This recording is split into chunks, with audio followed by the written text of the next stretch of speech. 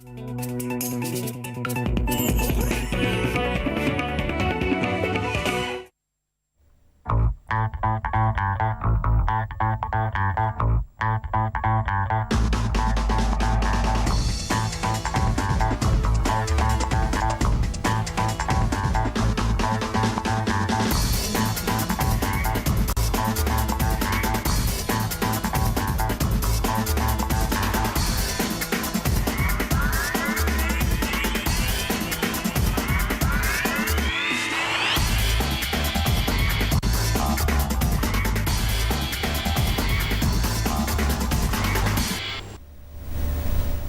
হতে চাই অনুষ্ঠানে আপনাদের সকলকে স্বাগত জানাই।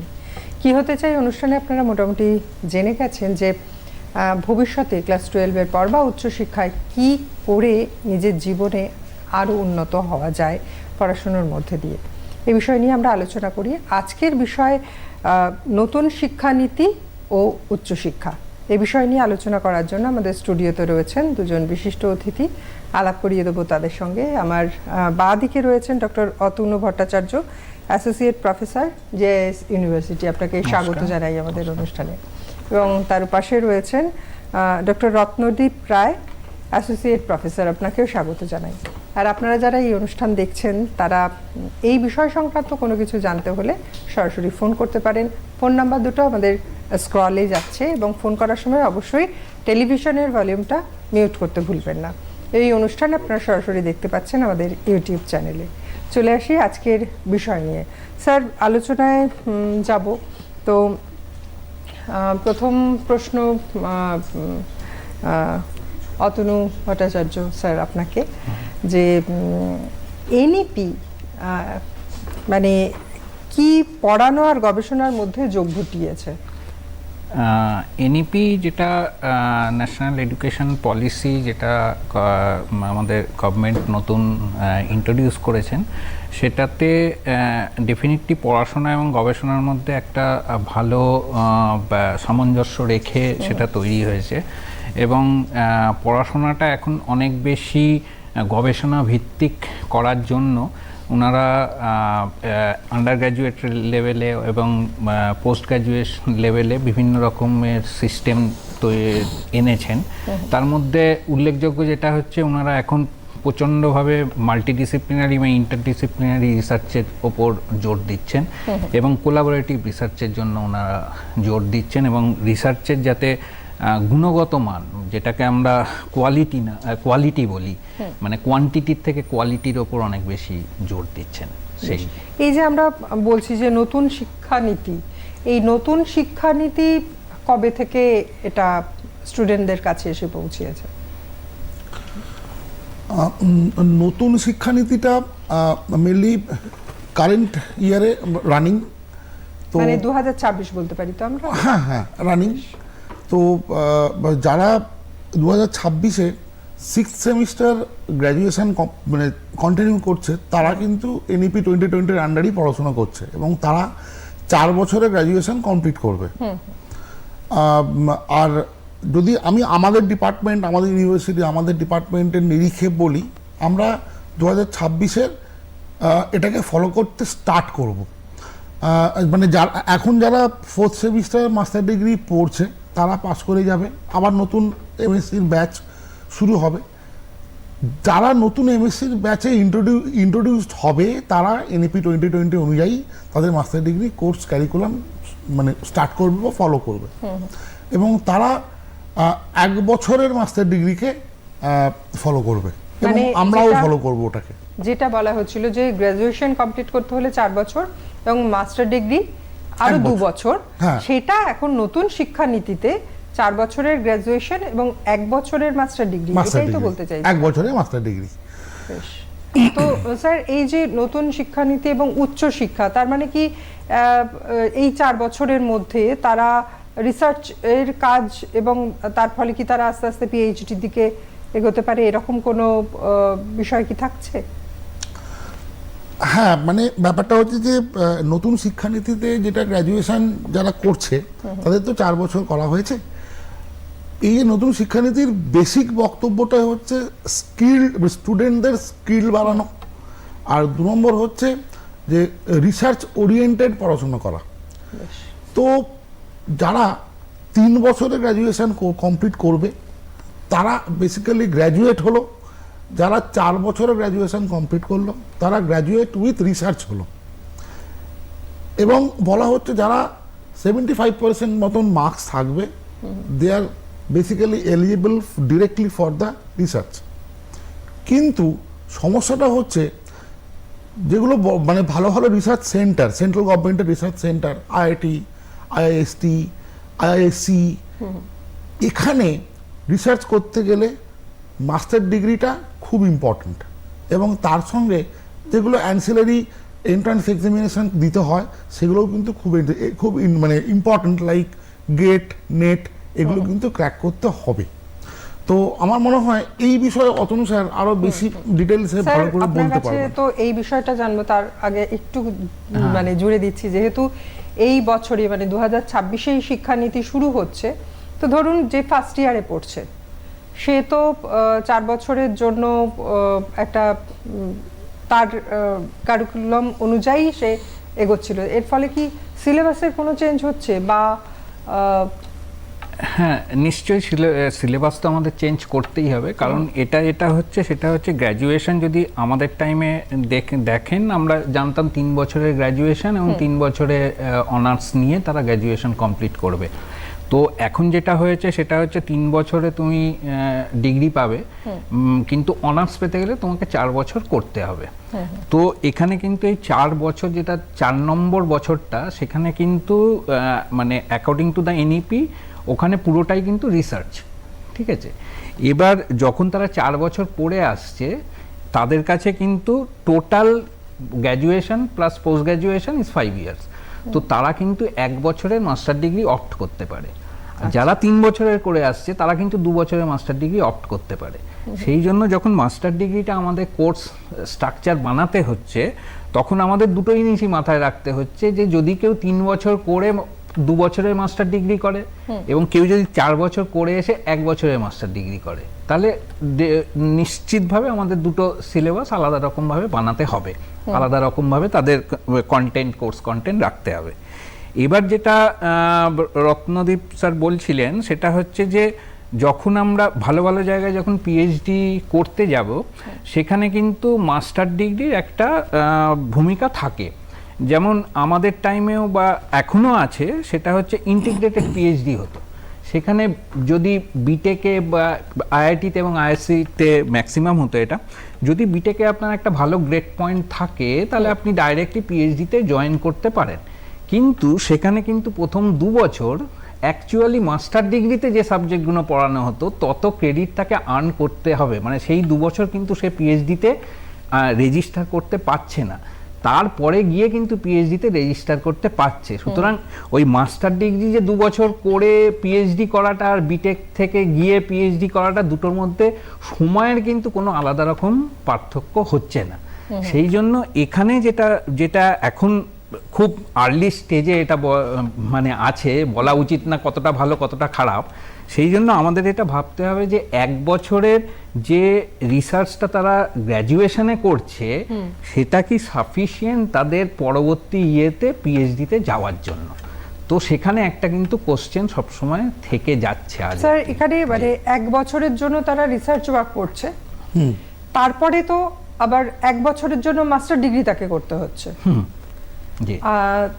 এই যে তারপরে যে পিএইচডি ব্যাপারটা রয়ে যাচ্ছে, এই রিসার্চ ওয়ার্কটা কি তাহলে ওই গ্র্যাজুয়েশনের সময় 1 বছর করার পর মাস্টার ডিগ্রি 1 বছর করার পর গিয়ে সে পিএইচডি করবে নাকি?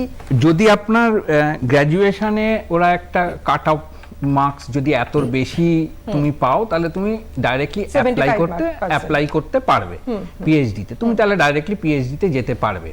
কিন্তু এখানে একটা এটা হচ্ছে যে আপনাকে ভালো ভালো জায়গায় পিএইচডিতে যেতে গেলে কি ক্রাইটেরিয়া মেনটেন করতে হয়, আপনাকে একটা ন্যাশনাল লেভেল এক্সামিনেশন পাস করতে হয়। সেটা কারণ পিএইচডিতে যেতে গেলে আমরা সবসময় ভাবি আমরা একটা স্কলারশিপ পাবো, ঠিক আছে, এবং সেই স্কলারশিপ কিন্তু আমি এলিজিবল তখনই যদি আমি নেট অথবা গেট কোয়ালিফাইড হই। নেট গেটের কিন্তু সিলেবাস কিন্তু মাস্টার ডিগ্রি সিলেবাস, সেটা কিন্তু আমি ব্যাচেলার ডিগ্রি করে যে আমি গেট ক্র্যাক করে দেব, হ্যাঁ করতেই পারে কেউ, সেটা আলাদা ব্যাপার, কিন্তু এটা কিন্তু সিলেবাসটা তৈরি হয় মাস্টার ডিগ্রির বেসিসে। তাহলে তো ঘুরে ফিরে মানে সুতরাং ঘুরে ফিরে যে ব্যাপারটা দাঁড়িয়ে গেছে এখন, যে এনইপি ডেফিনেটলি ওদের একটা ভালো ইন্টেনশন আছে, কিন্তু এখন অবধি আমরা এইভাবে কিন্তু এটাকে বলতে পারবো না এটা একদম খুব ভালো সিস্টেম বা এটা একদম খারাপ সিস্টেম, এটা বলার মতো জায়গাতে এখনো আমরা এক্সপেরিমেন্টের জায়গাতে মানে আছি, একদমই একদমই ইনিশিয়াল স্টেজে এক্সপেরিমেন্টের জায়গায় আছি। এবং সেখানে কিন্তু এনইপি যে ক্রাইটেরিয়াগুলো বলেছে সেই ক্রাইটেরিয়াগুলো ফলো করার জন্য কিন্তু আমাদের প্রপার ইনফ্রাস্ট্রাকচার আছে কিনা এটা কিন্তু খুব গুরুত্বপূর্ণ বিষয়। যদি আমাদের সেই ইনফ্রাস্ট্রাকচারটা থাকে তাহলে আমরা হয়তো এনইপি যে প্রসেসে বলছে সেই প্রসেসগুলো আমরা ফলো করতে পারি, কিন্তু বাস্তবে কতটা এনইপি আমাদের ইয়েতে এফেক্ট ফেলবে সেটা এখনো বলার জায়গাতে নেই আমরা। তার মানে এই বছর যারা ক্লাস 12 পাশ করেছে তারা যখন গ্রাজুয়েশন করতে যাবে তখন এই নতুন শিক্ষাবর্ষের নীতি অনুযায়ী তাদেরকে পড়তে হবে। স্যার আসবো আরো প্রশ্ন নিয়ে, তবে তার আগে একটা বিরতি পর ফিরছি, সঙ্গে থাকুন।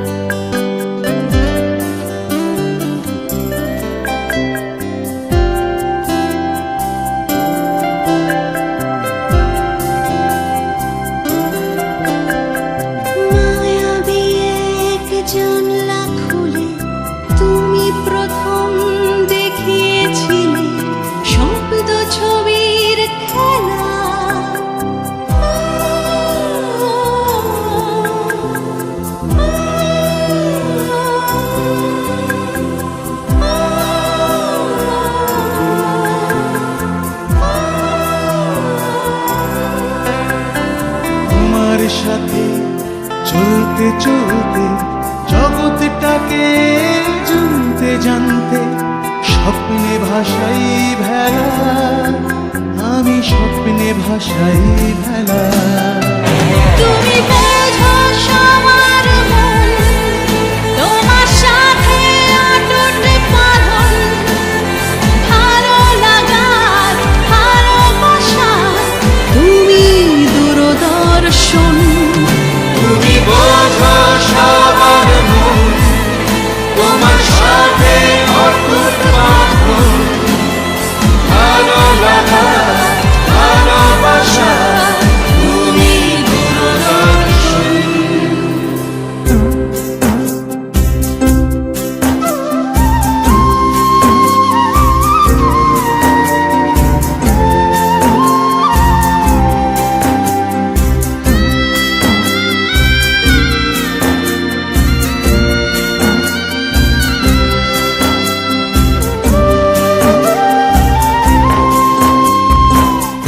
গায়ের মেঠো দাওয়ার কোলে কল্যাণী সুর তোমার দোলে, তুমি সবার সাথে দূর থেকে ওই সুদূর দেশে, তুমি ছাড়া কেই বা। নতুন শিক্ষানীতি এবং উচ্চশিক্ষা এই বিষয় নিয়ে আমরা আলোচনা করছি কি হতে চাই এই অনুষ্ঠানে। একেবারে 2026 থেকেই যে শিক্ষানীতি শুরু হয়েছে, যারা এবছর ক্লাস 12 পাশ করে নতুন শিক্ষানীতিতে প্রবেশ করবে তাদের জন্য যেরকম জরুরি, যারা এই মুহূর্তে গ্র্যাজুয়েশন করছেন বা মাস্টার্স করছেন তাদের ক্ষেত্রেও কিন্তু এই বিষয়টা, আজকের বিষয়টা অত্যন্ত গুরুত্বপূর্ণ। স্যার, অতনু স্যার আপনার কাছে আসবো যে শুধুমাত্র এই নতুন শিক্ষানীতি শুধুমাত্র কি সায়েন্সের ক্ষেত্রে নাকি সায়েন্স আর্টস কমার্স তিনটের ক্ষেত্রেই অ্যাপ্লিকেবল? না, নতুন শিক্ষানীতি সমস্ত সাবজেক্টের ক্ষেত্রে, সমস্ত ডিসিপ্লিনের ক্ষেত্রে অ্যাপ্লিকেবল। আর নতুন শিক্ষানীতির আর একটা বড় কনসার্ন হচ্ছে যে ইন্টারডিসিপ্লিনারি পড়াশোনা, মানে যে ছাত্রটা আর্টস পড়ছে ইতিহাস স্পেশালাইজেশন নিয়ে সে কিন্তু ইচ্ছে করলে অঙ্ক একটা সাবজেক্ট রাখতেই পারে। আবার যে ছাত্রটা ফিজিক্স পড়ছে সে কিন্তু ইচ্ছে করলে ইতিহাস একটা সাবজেক্ট রাখতেই পারে। তো এই সব ক্ষেত্রেই সমস্ত ডিসিপ্লিনে, সমস্ত ডোমেনে, সমস্ত সাবজেক্টেই এই এনইপি 2020টা ফলো করা হচ্ছে। ইভেন হায়ার সেকেন্ডারি 11, 12, 9, 10 এই যে ব্যাপারটা মানে আমাদের স্কুলিং এই সেক্টরটাতেও এনইপি 2020 অ্যাপ্লাইড হয়েছে।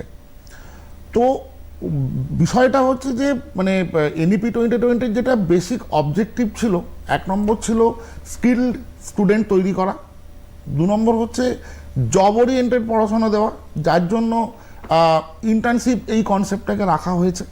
আর 3 নম্বর হচ্ছে মাল্টিডিসিপ্লিনারি পড়াশোনা করা। মাল্টিডিসিপ্লিনারি পড়াশোনা করা মানে arts science, mainly arts science এই দুটোর মধ্যে পার্থক্যটাকে কমিয়ে আনা এবং সবাইকে সব রকম বিষয়ে একটা সম্যক ধারণা দেওয়া, এটা এনইপি 2020 বেসিক অবজেক্টিভ ছিল। এবং অতএব মানে অটোমেটিক্যালি যদি মানে একটা মাল্টিডিসিপ্লিনারি অ্যাপ্রোচ তৈরি হয়ে যায়, automatically student will face all the system more easily. Our student will be more skilled. Our student will be more professional. ফলে তারা সহজেই মানে এই চাকরিমুখী একটা মেন্টালিটি তৈরি করতে পারবে। এটাই হচ্ছে বেসিক্যালি এনইপি 2020 বক্তব্য। রাজদীপ স্যার, আপনার কাছে জানতে চাইবো যে ধরুন যেটা আমাদের মানে আমরা জেনে এসছি এতদিন ধরে যে আর্টস মানে আর্টস, কমার্স মানে কমার্স এবং সায়েন্স মানে ওই ফিজিক্স, কেমিস্ট্রি, ম্যাথ, এই এখন তো তাহলে সেই ধারণাটা ভেঙে যাচ্ছে। হ্যাঁ, এটা যে শুধু এনইপি 2020-র জন্য বলবো তা না। ইন্টারডিসিপ্লিনারি স্টাডি যখন থেকে এসছে তখন থেকে, মাল্টিডিসিপ্লিনারি ইন্টারডিসিপ্লিনারি স্টাডি যখন থেকে এসছে তখন থেকে এই ধারণাগুলো আস্তে আস্তে ভাঙতে শুরু হয়েছে। যেমন যদি আপনাকে একটা উদাহরণ দিই, আমরা যে ডিপার্টমেন্টে, আমরা রিমোট সেন্সিং ডিপার্টমেন্টে, তো রিমোট সেন্সিং একমাত্র গ্র্যাজুয়েশন লেভেলে যারা জিওগ্রাফি নিয়ে পড়ে তারাই করে। কিন্তু রিমোট সেন্সিং করতে গেলে আপনাকে কম্পিউটার, ইভেন ম্যাথামেটিক্স, প্রোগ্রামিং এগুলো খুব দরকার পড়ে। তো এটা ট্রুলি একটা মাল্টিডিসিপ্লিনারি ইন্টারডিসিপ্লিনারি সাবজেক্ট। তো এনইপি এই জিনিসটাকে প্রচণ্ড রকমভাবে ওরা হাইলাইট করছে যে এটা যতটা বেশি সম্ভব আমাদের করা উচিত। কারণ আজকের দিনের যে প্রবলেমগুলো তৈরি হচ্ছে, ক্লাইমেট চেঞ্জের প্রবলেম বলুন, এআই রিলেটেড কাজ বলুন, সেখানে কিন্তু একটা জিনিসের একটা ডিসিপ্লিনের মধ্যে থাকলে কিন্তু একটুখানি প্রবলেম তৈরি হচ্ছে। সেই জন্য কোলাবোরেশন এবং মাল্টিডিসিপ্লিনারি ইন্টারডিসিপ্লিনারি এই জিনিসটার ওপর এনইপি কিন্তু পুরো জিনিসটার ওপর প্রচণ্ড রকমভাবে জোর দিচ্ছে এবং যেটা আমাদের ভবিষ্যতের জন্য খুব দরকার। মানে ধরুন কোনো স্টুডেন্ট কমার্স নিয়ে পড়েছে, মানে 10 অবধি যা সাবজেক্ট ছিল, ক্লাস 10, 12 সে কমার্স নিয়েছে, কিন্তু সে ম্যাথামেটিক্স নেয়নি। তার হয়তো ভালোবাসার কোনো একটা সাবজেক্ট রয়েছে হিস্ট্রি, তো কমার্সের সঙ্গে কি সেই হিস্ট্রি নিতে পারে বা কম্পিউটার নিতে পারে? একদম, এটা এনইপির মানে ক্যারিকুলামই বলা আছে। এই প্রশ্নটা খুব মানে জরুরি, উত্তরটা জানবো। তবে আমাদের সঙ্গে ইতিমধ্যে একজন চলে এসেছেন দর্শক বন্ধু, চলে যাবো তার কাছে। নমস্কার, কে রয়েছেন সঙ্গে? হ্যালো, হ্যাঁ বলুন। হ্যাঁ নমস্কার। হ্যাঁ নমস্কার, বলুন। অ্যাকচুয়ালি ম্যাম প্রশ্ন হচ্ছে আমার নতুন শিক্ষানীতি এবং উচ্চ শিক্ষা দুটোর মধ্যে তফাৎ, মানে এখনকার যে নতুন শিক্ষানীতি বলতে আমি যেটা বলছি, ধরুন কেউ পিএইচডি করতে চাইছে, একটা এমএসসি করতে পিএইচডি হয়। এবার ধরুন বিভিন্ন প্রাইভেট আছে বা গভর্নমেন্ট ফাংশন আছে। এবার প্রাইভেটে হচ্ছে প্রচুর টাকা আছে, ধরুন বাবার টাকা আছে, সেইটা আমি সত্যি কথা বলছি ম্যাম।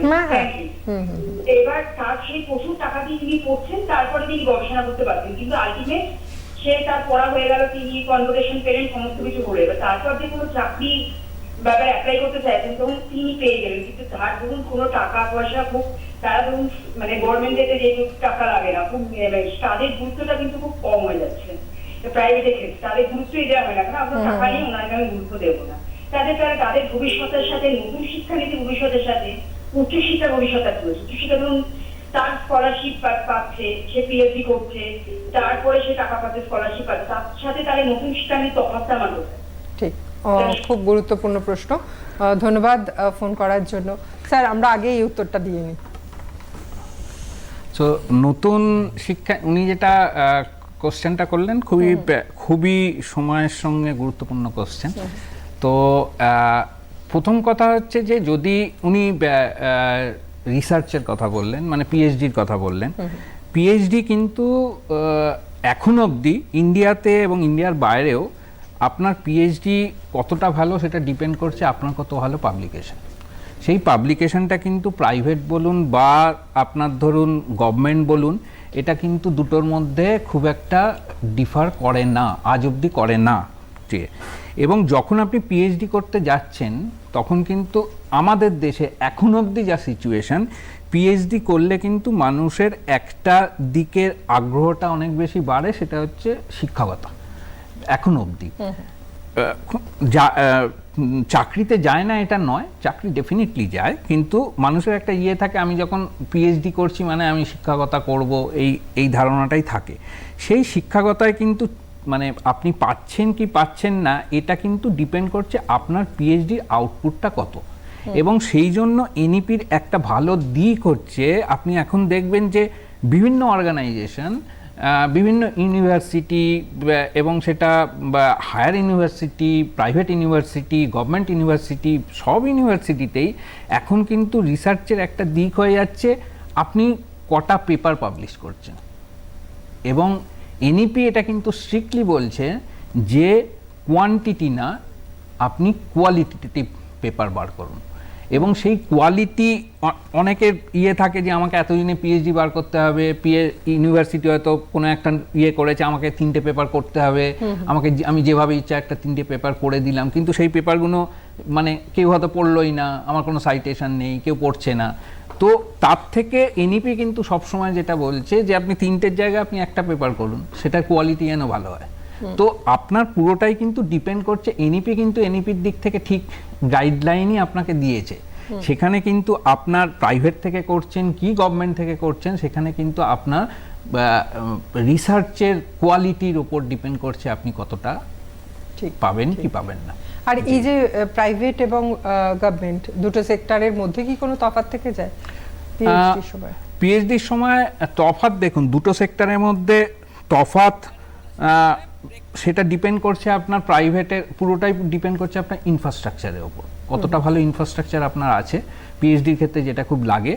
এবং যার আন্ডারে পিএইচডি করছে বা যে ডিপার্টমেন্টে পিএইচডি করছে তাদের কিরম ধরনের কোলাবোরেশন আছে, কারণ এখন আপনি শুধু আপনার সুপারভাইজারের সঙ্গে কাজ করে আপনি পিএইচডি করতে পারবেন না, আপনাকে কোলাবোরেশন করতেই হবে, আপনাকে বিভিন্ন ইউনিভার্সিটির সঙ্গে কাজ করতে হবে। এবং এখন এই জিনিসগুলো খুব কমন হয়ে গেছে যে আমার স্টুডেন্ট অন্য ইউনিভার্সিটিতে গিয়ে 2-3 মাস থাকবে, সেখানকার ল্যাব ইউজ করবে, এবং সেটা খুব কমন এখন। এবং এনইপি এটাকে কিন্তু খুব মানে এনকারেজ করছে যে শুধু ইন্ডিয়ার মধ্যে না, আপনি যদি মনে হয় যে কোলাবোরেশন আপনার বিদেশে করা দরকার, আপনি বিদেশেও করুন, কিন্তু এই যে কোলাবোরেশনটা যখন ইনক্রিজ হয় তখন automatically quality of the PhD. ঠিক ঠিক স্যার, আমি যে প্রশ্নটা আপনাকে করেছিলাম তার উত্তরে আসবো, তবে তার আগে একটা বিরতি নিতে হবে আমাদের। বিরতির পর ফিরছি, সঙ্গে থাকুন।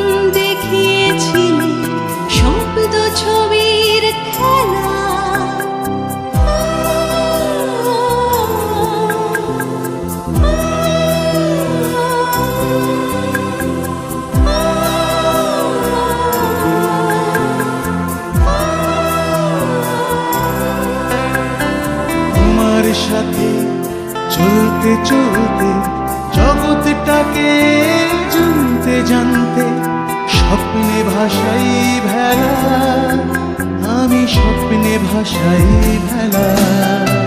তুমি বোঝো সবার মন, তোমার সাথে অটুট বাঁধন, ভালো লাগার ভালোবাসার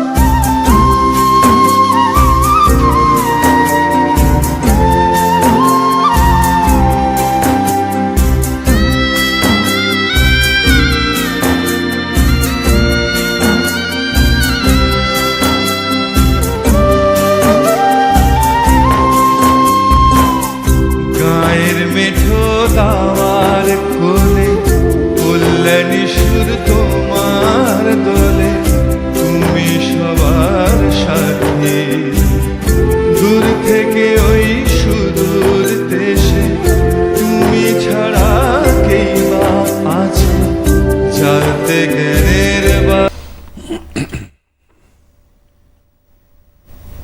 নতুন শিক্ষানীতি ও উচ্চশিক্ষা এই বিষয় নিয়ে আমরা আলোচনা করছি আজকে কি হতে চাই এই অনুষ্ঠানে। বিরতিতে যাওয়ার আগে আমরা বিস্তারিত যে পয়েন্টগুলো উঠে এলো তার মধ্যে একটা প্রশ্ন বাকি থেকে ছিল। স্যার, আপনার কাছে আসবো সেই প্রশ্ন নিয়ে যে এই মুহূর্তে যারা দাঁড়িয়ে ক্লাস 12-এর পর গ্র্যাজুয়েশনের দিকে এগোবে এবং তারপর তো অবশ্যই উচ্চশিক্ষা যদি তারা যেতে চায়, তো এখানে যেহেতু আপনি বলছেন যে ইন্টারডিসিপ্লিনারি সিস্টেমের মধ্যে দিয়ে সে তার সাবজেক্ট চুজ করে নিতে পারে, অনেকে সায়েন্স নিয়েছে এবং অনেকে হয়তো কমার্স নিয়েছে কিন্তু তাদের কাছে ম্যাথস নেই। প্রচুর কলেজ আছে এরকম বলে যে ম্যাথস ছাড়া আমরা এইগুলো দেব না। সেই ক্ষেত্রে মানে নতুন শিক্ষানীতি কি বলছে? হ্যাঁ, এটা খুব ইন্টারেস্টিং। নতুন শিক্ষানীতির ক্ষেত্রে এই সাবজেক্ট চয়েসের ক্ষেত্রে রিল্যাক্সেশন দেওয়া হয়েছে। আচ্ছা, মানে এখানে আর একটাও বক্তব্য নতুন শিক্ষানীতির যে স্টুডেন্টদের ওপর কোনো প্রেসারাইজ করা যাচ্ছে না, যাবে না। মানে they should feel free about their subject choice and they should study freely, এরকম একটা ব্যাপার হয়েছে। তো ধরুন এরকম তো দেখাই যায় যে সায়েন্স পড়েছে হয়তো ম্যাথামেটিক্স রাখেনি, কমার্স পড়েছে ম্যাথামেটিক্স রাখেনি, আবার দেখা যাচ্ছে কেউ আর্টস পড়ছে কিন্তু ম্যাথামেটিক্স রেখেছে, এটা হয়। তো ওই যে বললাম এখানে মানে একটা সায়েন্সের ছেলে অন্য আরেকটা সাবজেক্ট পড়তেই পারে, আর একটা আর্টসের ছেলে অন্য আরেকটা সাবজেক্ট নিতেই পারে, এবং এটা মানে আপনার 10-11 বলুন, গ্র্যাজুয়েশন বলুন বা মাস্টার ডিগ্রি বলুন, সব ক্ষেত্রে অ্যাপ্লিকেবল। যেমন আমি একটা খুব ইজি এক্সাম্পল দিই, খুব কলোকিয়াল এক্সাম্পল। আমি আমার ডিপার্টমেন্ট থেকেই বলছি, আমাদের ডিপার্টমেন্ট মানে রিমোট সেন্সিং, জিআইএস, এমএসসি পড়তে আসছে ম্যাক্সিমাম ভূগোল ডোমেনের ছেলেমেয়েরা, এবং ভূগোল ডোমেনে দেখা গেছে যে হয়তো 10% ছেলেমেয়ে গ্র্যাজুয়েশনে অঙ্ক করে আসছে বা 11-12 অঙ্ক করে আসছে, বাকি 90% ছেলেমেয়ে কিন্তু অঙ্ক করে আসছে না। কিন্তু রিমোট সেন্সিং পড়তে গেলে অঙ্কটা লাগে, ইনফ্যাক্ট অঙ্ক বেসিক্যালি লাগে, সব জায়গাতেই অঙ্ক লাগে। তো তারা তো অঙ্ক করছে, এবং ব্যাপারটা হচ্ছে যে তাদের অঙ্ক শেখানো হচ্ছে, তারা অঙ্ক করছে। এখন বিষয়টা হচ্ছে যে মানে চাপিয়ে দেওয়ার ব্যাপারটা না, তাদেরকে প্রয়োজনটা অনুভব করানো যে আমার এটা লাগবে, আমাকে করতে হবে, এবং সেই প্রয়োজনটার অনুযায়ী তাদেরকে শেখানো, এটাই হচ্ছে মানে মূল বক্তব্য এনইপির। আর বিষয়টা হচ্ছে যে তাদেরকে ইম্পর্টেন্সটাকে একটু বোঝানো যে ভাই তোমরা সায়েন্স পড়ছো, ঠিক আছে, তোমাদের অঙ্ক না করলেও চলবে, তোমরা হয়তো বায়োলজিক্যাল সায়েন্সের দিকে যাবে, কিন্তু বায়োলজিক্যাল সায়েন্সের দিকে যেতে গেলেও কোনো কোনো সেক্টর আছে সেখানে অঙ্কটা প্রয়োজন, which will be useful for your future career. ফলে এই ইম্পর্টেন্সটাকে যদি তাদেরকে ভিজুয়ালাইজ করানো যায়, তারা কিন্তু নিজেরাই অঙ্ক করবে, ফলে সেটাকে তারা অ্যাজ প্রেসার কিন্তু নেবে না। এটাই হচ্ছে এনইপির ক্যারিকুলামের একটা ভালো দিক। আমাদের সঙ্গে ইতিমধ্যে চলে এসেছেন একজন দর্শক বন্ধু, চলে যাবো তার কাছে। নমস্কার, কে রয়েছেন সঙ্গে? হ্যালো। হ্যাঁ নমস্কার, বলুন। আমি আলাদা বলছি জলপাইগুড়ি থেকে। হ্যাঁ বলুন। তো আমি 2023 সালে উচ্চ মাধ্যমিক পাস করেছি এবং তারপরে আমি এখন বিবিএ অনার্স করছি হসপিটাল ম্যানেজমেন্ট। তো এখন আমি 6th সেমিস্টারে আছি। তো আমি জানতে চাইছি যে এরপরে আমার 7th সেমিস্টার করার ইচ্ছা আছে। তো তারপরে আমি এমবিএ করতে চাইছি, তো তখন কি আমাকে 2 বছরেরই করতে হবে নাকি 1 বছরের করতে হবে? ঠিক, স্যার কি বলবেন? এনইপি সিস্টেম অনুযায়ী যদি আপনি শুনতে থাকুন, ধন্যবাদ ফোন করার জন্য। এনইপি সিস্টেম অনুযায়ী যদি আপনি 4 বছর করেন, সেক্ষেত্রে আপনি 1 বছরও চুজ করতে পারেন যে মাস্টার ডিগ্রি, যেটা যদি সেই ইউনিভার্সিটি অলরেডি এনইপিটাকে অলরেডি মানে কন্টিনিউ করে থাকে, তাহলে আপনি নিশ্চয়ই 1 বছরের মাস্টার ডিগ্রি করতে পারেন। স্যার এই এনইপি কন্টিনিউ করে থাকে ব্যাপারটা যদি মানে এনইপি অনেক সময় ব্যাপারটা এটা হয়, সেটা হচ্ছে আমাদের কাছে স্ট্রিক্ট গাইডলাইন কিন্তু এখনো আসেনি, সেই জন্য। আর এটা যখন এনইপি যখন আমাদের এখানে এসছে, তখন কিন্তু একটা খুব স্বাভাবিক ব্যাপার, সেটা একটা ব্যাচ কন্টিনিউ করছে, তাদের মধ্যে এনইপিটা তখন অ্যাড করা হয়েছে। সেই জন্য থার্ড সেমিস্টারে এই থার্ড ইয়ারে বেরোনো এবং ফোর্থ ইয়ারে বেরোনো, এখানে কিন্তু স্টুডেন্টদের মধ্যে একটা এখনো ডাইলেমা কাজ করছে যে আমি কি 3 বছর করে বেরিয়ে মাস্টার ডিগ্রি 2 বছর করব, না আমি 4 বছর করে বেরিয়ে আমি মাস্টার ডিগ্রি 1 বছর করব। এখানে কিন্তু এখনো অনেক ইউনিভার্সিটি পুরোপুরি গাইডলাইন তৈরি করতে পারেনি যে কোনটাকে তারা কনসিডার করবে। তো মাস্টার ডিগ্রিতে এসে যেটা হচ্ছে, এটা বিটে মানে গ্র্যাজুয়েশনের প্রবলেম, কিন্তু আমরা যারা মাস্টার ডিগ্রি প্রোগ্রাম চলে যাদের ডিপার্টমেন্টে, যেমন আমাদের ডিপার্টমেন্টে শুধু মাস্টার ডিগ্রি চলে, আমরা কিন্তু জানি যে এই সিচুয়েশনটা হবে, কারণ যে সময় গ্র্যাজুয়েশনে এসছে ডেফিনেটলি মাস্টার ডিগ্রিতে তখনও আসেনি, সেটা গ্র্যাজুয়েশনের স্টুডেন্ট বেরোলে তারপর মাস্টার ডিগ্রিতে। তো আমাদের ডিপার্টমেন্টে এখন কিন্তু নেক্সট ইয়ার থেকে আমরা ভাবছি সেটা হচ্ছে যে আমাদের হয়তো মানে 2 ইয়ার্সের জন্য চালাতে হবে, 1 ইয়ার্সে এটা ডিপেন্ড করছে কিরম ধরনের মানে স্টুডেন্ট বলা যেতে পারে যে 2026টা যে মানে বুঝে নিয়ে তারপরে করা উচিত। কিন্তু যে স্টুডেন্টরা এই মুহূর্তে যারা রয়েছে তাদের কাছে একটুখানি মানে কোন দিকে যাব, কোনটা করব, কোনটা ঠিক হবে, সেটা তাদের পক্ষে বোধহয় একটু ডিসিশন নেওয়াটা প্রবলেম। কিন্তু হ্যাঁ, এটা একটা ডিসিশন প্রথমে আপনাকে নিতে হবে, আপনি কি হায়ার স্টাডি করবেন ঠিক না আপনি চাকরি করবেন। তো সেটার ওপর কিন্তু অনেকটা ডিপেন্ড করছে যে আপনি কোন ডিসিশনটা নেবেন। আমরা বিরতিতে যাব, বিরতির পর ফিরবো যে চাকরি করে ফিরে এসেও কি আবার হায়ার স্টাডি সম্ভব। সঙ্গে থাকুন, একটা ছোট্ট বিরতির পর ফিরছি।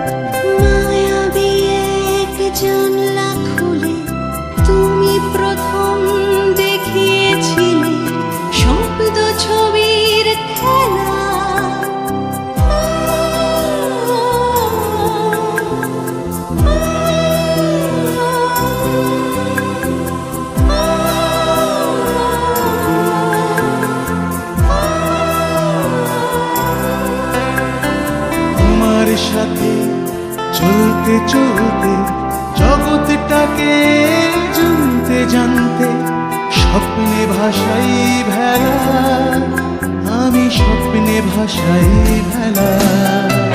তুমি বোঝো সবার মন, তোমার সাথে অটুট বাঁধন, ভালো লাগার ভালোবাসা, তুমি দূরদর্শন। তুমি বোঝো সবার মন, তোমার সাথে অটুট বাঁধন, ভালো লাগার ভালোবাসা, তুমি দূরদর্শন।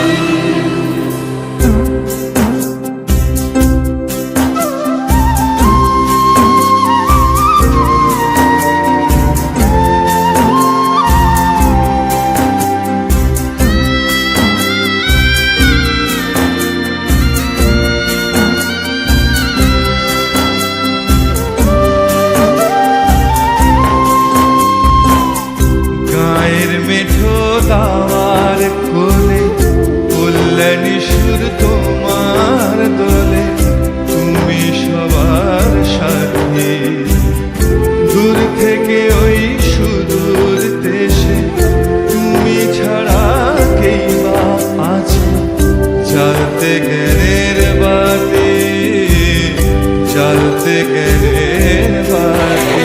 তুমি বোঝো সবার মন, তোমার সাথে অটুট বাঁধন, ভালো লাগার ভালোবাসা, তুমি দূরদর্শন।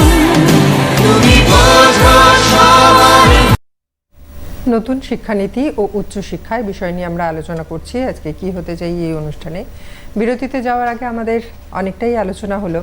অতনু স্যার, আপনার কাছে আসবো যে যদি ধরুন কেউ গ্র্যাজুয়েশন কমপ্লিট করলো, করে সে চাকরি জয়েন করলো, তারপর তো কি ফিরে এসে সে আবার মাস্টার্স বা উচ্চশিক্ষায় যেতে পারে? এনইপি কি বলছে? হ্যাঁ, এনইপিতে এটার প্রভিশনও দেওয়া আছে। এনইপিতে ক্রেডিট ব্যাংক বলে একটি সিস্টেম আছে।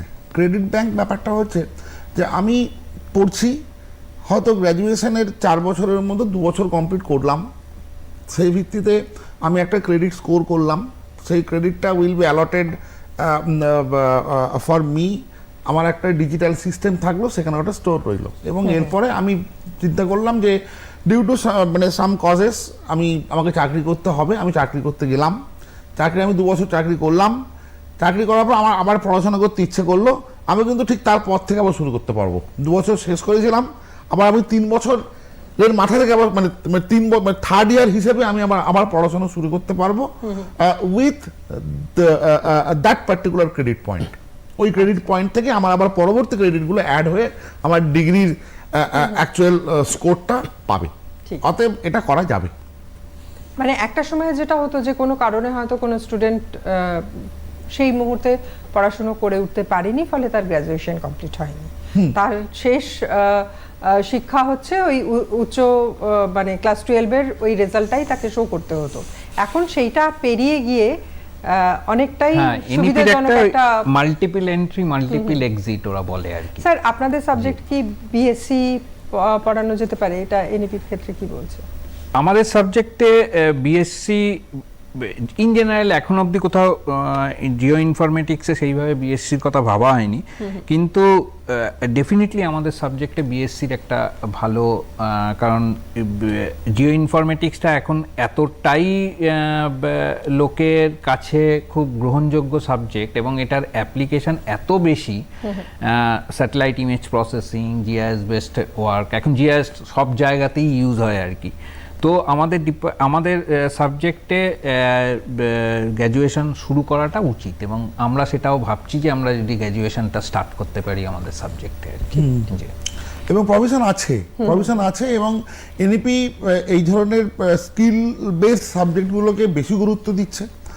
আর যেটা সব থেকে সুবিধা আমাদের সাবজেক্টে গ্র্যাজুয়েশন শুরু করার সুবিধাটা হচ্ছে হায়ার সেকেন্ডারি মানে 11-12-এ জিও ইনফরমেটিক্স মানে এই নামে ঠিক নেই, জিওগ্রাফিক্যাল ইনফরমেশন সিস্টেম এই নামে একটা সাবজেক্ট আছে, একটা পোর্শন আছে 11-12-এ। ফলে ছেলেমেয়েরা সেই পার্টটা শিখে আসছে, এবং মানে সায়েন্সের ক্ষেত্রে ওরা যে ফিজিক্স পড়ছে সেখানেও এই কনসেপ্টটার এই ব্যাপারটার উপর একটু কনসেপচুয়ালাইজেশন করা আছে, এবং ফলে এই সাবজেক্টে গ্র্যাজুয়েশনের একটা ভালো প্রসপেক্ট আছে এবং করা যেতেই পারে।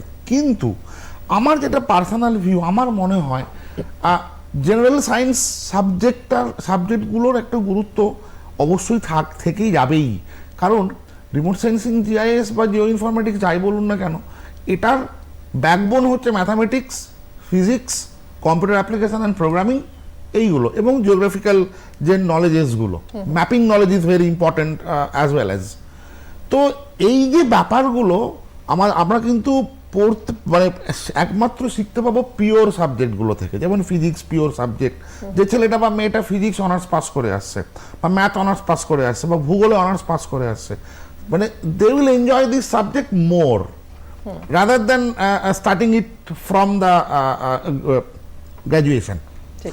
তো এই হলো একটা বক্তব্য। তবে গ্র্যাজুয়েশনে এই সাবজেক্ট ইন্ট্রোডিউস করার একটা পজিটিভ দিক রয়েছে।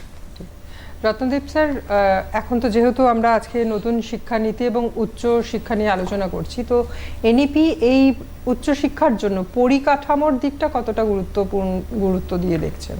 পরিকাঠামোটা কিন্তু খুবই জরুরি। আমরা এনইপি সিস্টেমটাকে এফেক্টিভ করতে গেলে আমাদের পরিকাঠামো দরকার।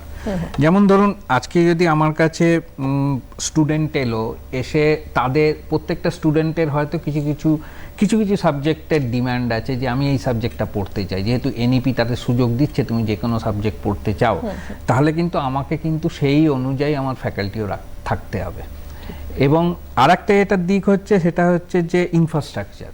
তাদের তাদের তাদের যে ল্যাব বেস সিস্টেম হয় সেখানেও কিন্তু আমাদের ইনফ্রাস্ট্রাকচারে একটা বড় জায়গা থাকে এবং ইনস্টিটিউশনাল কোলাবোরেশনটা খুব জরুরি, কারণ এখন একটা ইনস্টিটিউটের পক্ষে কোনো কিছু কমপ্লিটলি করাটা সম্ভব না, এবং যেহেতু এনইপির এই মাল্টিডিসিপ্লিনারি ইন্টারডিসিপ্লিনারি ব্যাপারটাকে খুব গুরুত্বপূর্ণ মনে করছে, সেহেতু কিন্তু একটা ইনফ্রাস্ট্রাকচারে কিন্তু প্রচণ্ড ডিমান্ড থাকে, এবং সেই জন্য এনইপি হয়তো আমাদের জন্য অনেক অনেক দরজা খুলে দিয়েছে যে তোমরা কোলাবোরেশন করতে পারো, তোমরা এমওইউ করতে পারো, তোমরা যে কোনো সেন্ট্রালাইজ ল্যাবে সঙ্গে এমওইউ করো, সেখানে কাজ করো। তো এইভাবে কিন্তু ইনফ্রাস্ট্রাকচারটা ইনিশিয়ালি ওরা ডেভেলপ করছে, পরবর্তীকালে যে যার ইনস্টিটিউশন তাদের নিজস্ব ইনফ্রাস্ট্রাকচার ডেভেলপ করবে, কিন্তু ইনফ্রাস্ট্রাকচার সবসময় জরুরি।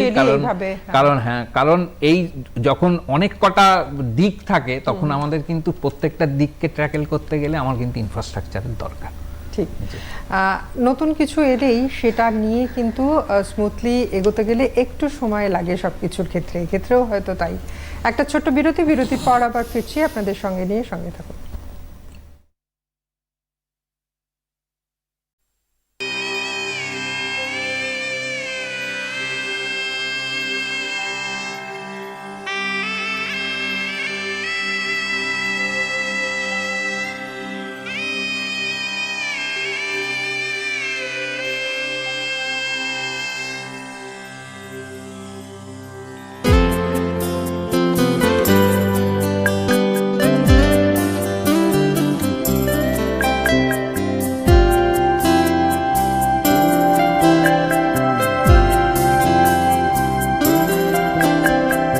মায়াবী এক জানলা খুলে তুমি প্রথম দেখিয়েছিলে শব্দ ছবির খেলা।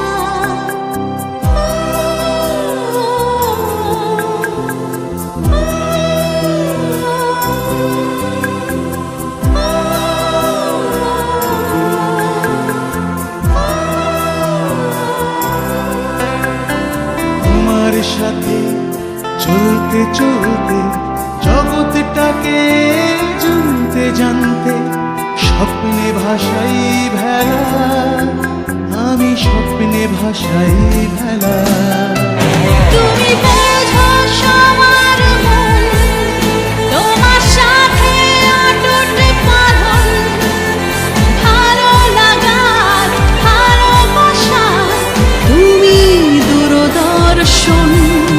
তুমি বোঝো সবার মন, তোমার সাথে অটুট বাঁধন, ভালো লাগা ভালোবাসা, তুমি দূরদর্শন।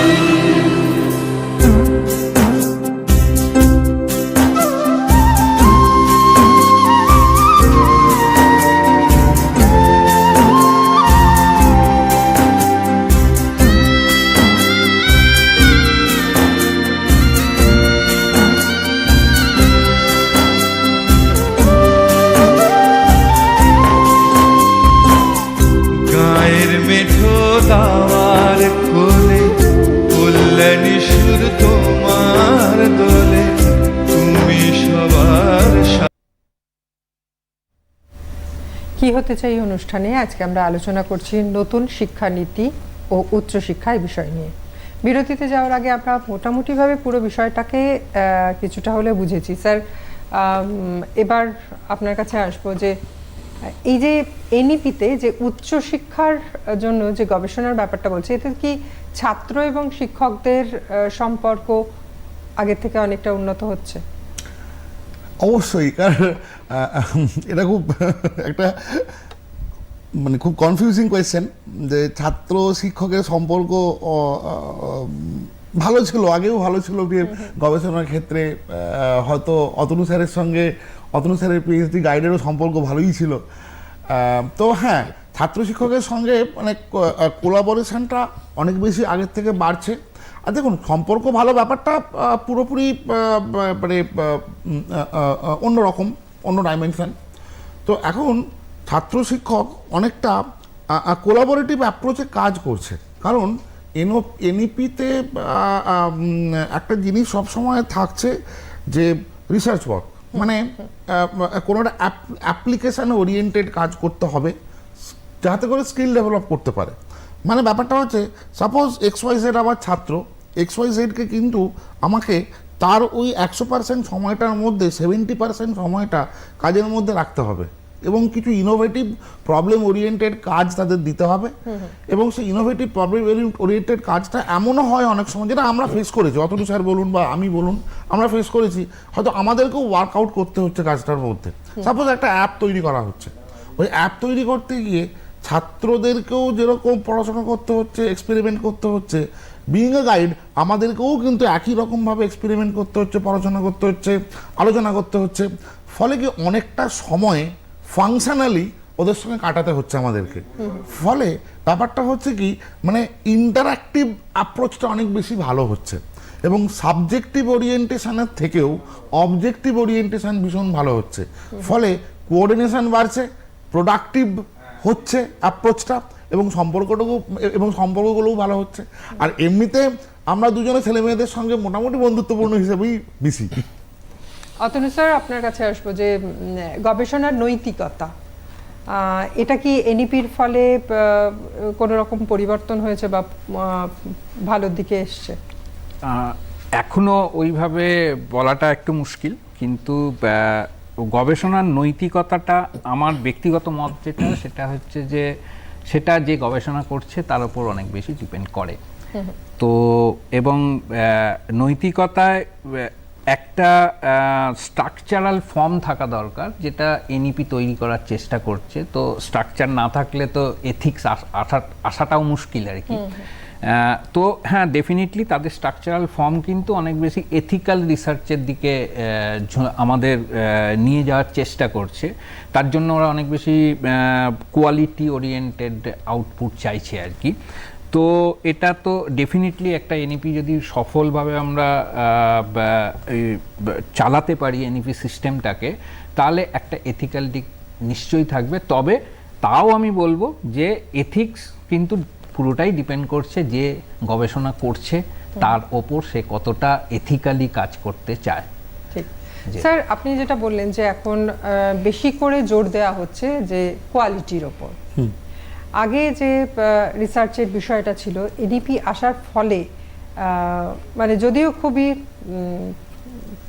শুরুর দিকে, তবুও আপনি কি মনে করেন যে না, 3টের বদলে একটা পেপার এবং সেটা কোয়ালিটিপূর্ণ পেপার হতে পারে? হ্যাঁ, মানে সবসময় রিসার্চটাকে, মানে গবেষণাটাকে কোয়ালিটির ওপর জোর দিয়ে করাটাই উচিত, কোয়ান্টিটি একদমই নয়। কেন? ব্যাপারটা হচ্ছে যে মানে আমি যদি এনইপিটাকে বাদ রাখি, আমি এমনি গবেষণার ক্ষেত্রেই বলছি যে দেখা গেছে এমনও অনেক গবেষণা হয়েছে, বা আমি পিএইচডি ইনফ্রাস্ট্রাকচারের, মানে পিএইচডি কন্টেন্টের বা ক্যারিকুলামের মধ্যেই ধরছি, যে পাবলিকেশন হচ্ছে, পাবলিকেশন মোটামুটি একটা দুটো তিনটে চারটে পাঁচটা পেপার পাবলিশ করে ছেড়ে দিল, আমার পিএইচডি ডিগ্রিটা হয়ে গেল। ঠিক আছে? তো এখন ব্যাপারটা, এতে লাভ কি খুব ভালো হলো? লাভ কিন্তু খুব একটা বেশি হলো না। না হলো সেই পেপারগুলোর ভালো করে পিয়ার রিভিউ, না হলো পেপারগুলোর ঠিকঠাক করে ইভ্যালুয়েশন, এবং যে পেপারটি লিখলো যে রিসার্চার বা যে স্টুডেন্ট, সে কিন্তু তার ড্রব্যাকগুলোও বুঝতে পারলো না, যেহেতু ভালো করে রিভিউটা হলো না। এর থেকে কি এটা ভালো নয় যে আমি একটা পেপার করি এবং ভালো পেপার করি এবং সেটা একটা স্কোপাস ইন্ডেক্স বা এসিআই ইন্ডেক্স জার্নালে যাক এবং তাতে সময় নিক, কিন্তু যেটা রিভিউটা হচ্ছে পেপারটা, সেই রিভিউটা থেকেও সেই স্টুডেন্টটার তার কোয়ালিটিটাকে কিন্তু জাজ করতে পারলো যে আমার কাজটার এইগুলো খুঁত আছে, আমার কাজটা এইগুলো খামতি আছে।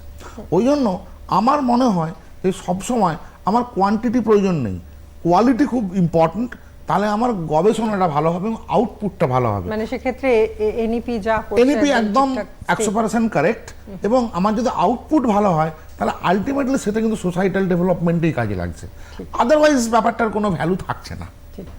অতনু স্যার, আপনি তো দীর্ঘদিন বিদেশে স্টুডেন্টদের নিয়ে কাজ করেছেন। আমাদের এখানে যেরকম এনইপি বা ইন্টারডিসিপ্লিনারি সিস্টেমের মধ্যে দিয়ে এই সাবজেক্ট বিভিন্ন নতুন ইন্ট্রোডিউস হচ্ছে, বিদেশে তো এটা এটা অনেক দিন অনেক দিন ওদের ধরে। সিস্টেমটাই এটা ছিল, অনেক দিন ধরেই ওরা এটাকে, এবং এটা শুধু এই জায়গায় এসে নয়, ওরা 6 স্ট্যান্ডার্ড থেকেই টোটালি এনইপি যেভাবে বলছে সেইভাবে ওরা 6 স্ট্যান্ডার্ড থেকেই সেগ্রিগেট করে স্যার নিচ্ছে। এই এনইপির ফলে আন্তর্জাতিক স্তরে গবেষণার ক্ষেত্রে কি সুবিধাজনক বিষয় আসতে পারে? হ্যাঁ, এনইপি ডেফিনেটলি, এটা ওদের আর একটা এম বলতে পারেন। এনইপির একটা উদ্দেশ্য হচ্ছে কিন্তু ইন্টারন্যাশনাল রিসার্চের সঙ্গে কোলাবোরেশনটাকে আরও জোরদার করা, এবং তার জন্য কিন্তু ওরা বিভিন্ন রকম যে ফান্ডিংগুলোর কথা বলছে সেগুলোও কিন্তু আমরা বেসিক্যালি যেটা চেষ্টা করছি সেটা হচ্ছে যে যতটা ইন্টারন্যাশনাল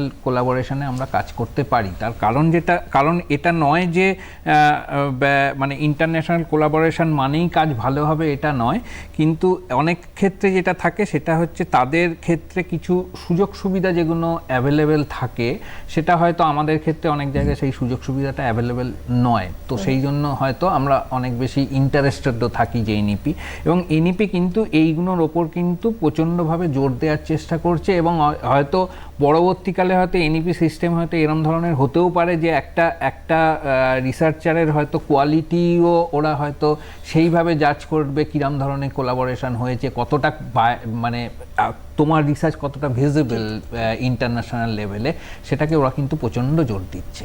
জি, অনেক ধন্যবাদ জানাই স্যার আপনাদেরকে। আর আজকে যারা আপনারা অনুষ্ঠান শুনলেন তারা বুঝতে পারলেন যে একেবারে নতুন শিক্ষানীতি এবং উচ্চশিক্ষা আগামী দিনে যে একটা বড় পদক্ষেপ হতে চলেছে, এবং আগামী দিনে হয়তো পড়াশোনার এই ব্যবস্থাপনা আরও দিগন্ত বিস্তৃত করে আরও এগিয়ে নিয়ে যেতে পারবে ছাত্রছাত্রীদের।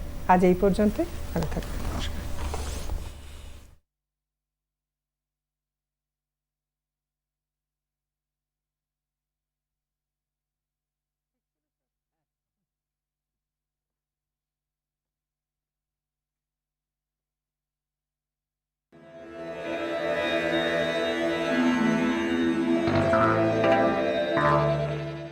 আঠেরোই এপ্রিল